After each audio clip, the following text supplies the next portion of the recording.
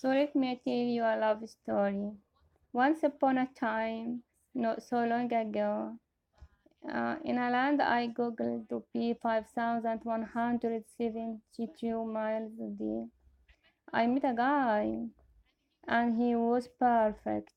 So I will tell you the meeting story. I just taped this really cool TV show about experimenting with your security, and I met him at the after we through one of our famous friends who was a DJ. He was tall, dark, handsome, kind of a rock star, and a little bit emotionally unavailable. Very soon, we were spending all of the time together. We threw these really cool parties for all of our cool friends. We went backstage at every festival, and when my hands were cold, you take them under his arms to warm them up. He was my best friend, and I thought we would be together forever. And so strong was that belief that when the warning signs came, I just ignored them until the day that I couldn't ignore them anymore. I became quite unwell. I wasn't so pretty anymore, and I definitely couldn't go out to any of the parties. In fact, I was for the first time in my life actually vulnerable because I was miscarrying our baby. And at that point, when I was at my weakest, he left. It's not a joke. Coming downstairs and you, but I would have followed him out the door to the ends of earth, but I couldn't get out of my bed. When I did get up, I found that our house had been stripped bare. The paintings were gone from the walls, and the rooms that we used to dance in together were empty. I walked around those rooms like an animal howling, picking myself up off the literal floor that day.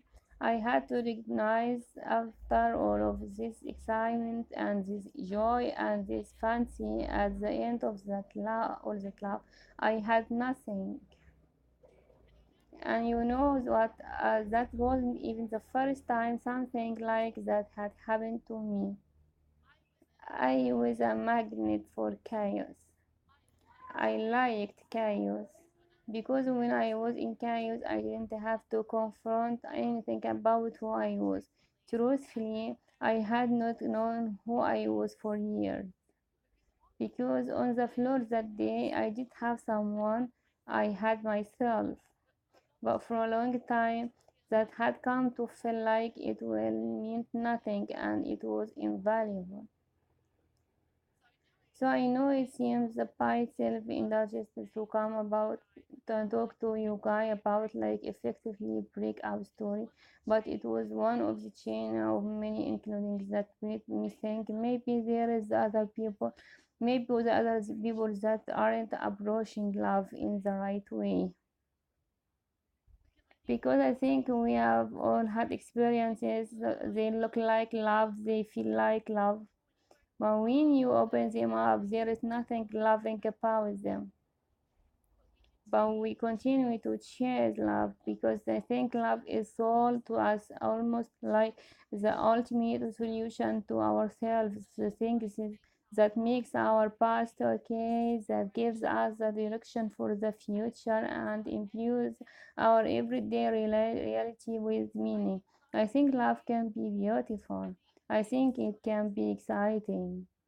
I think sometimes it can also be an active, can be busy. And I have had a long time to think about this. As the introduction said, I am the artist formerly known as the UK's leading dating expert. And before that, I was a ghostwriter in the pickup industry and blog about the reality of love on my YouTube. And now I had a completely different approach. I very minimalist strategy when it comes And that's really because I am concerned that in our quest, sometimes it can be the ultimate distraction to fixing ourselves, doing the real work that will actually make us happy. Because don't get me wrong, I think that the desire for attachment, for intimacy, for security, those calls are natural, they are human, and they are good. But I think sometimes the way we go about them is a bit weird, whether that crazy, ridiculous, or of the destructive, or needing to go out on date everything with a different person. Like the hip form of dating, where you have someone on the back burner, someone on the front burner, someone under the grill, and then someone else over yours in the freezer.